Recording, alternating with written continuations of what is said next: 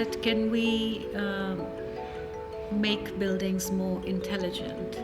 And that's been a concept or aspiration since the 70s or 80s, ever since we started playing with building management systems. If you look at the literature, the concept of intelligent buildings is not new, but it still keeps coming up as an aspirational idea rather than something that is delivered, and that's maybe for a reason.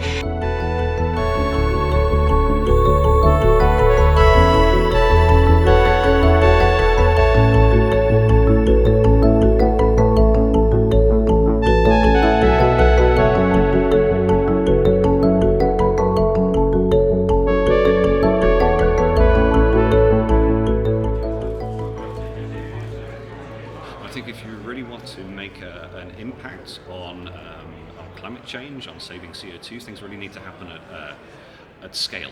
And to get things at scale, then you need to make that happen in a very, you need to productionize these algorithms, and there's a lot of challenges that come from just offering machine learning solutions at a large scale, getting customer engagement, getting the right business models in place to make sure things are really scaling up to have a larger impact.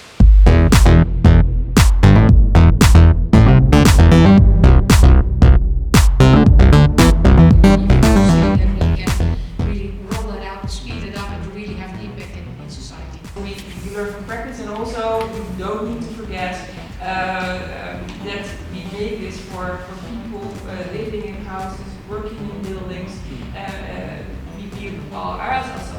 As engineers, we like to have this technology-first approach, but we should also take care of the environment, so we also have a human approach.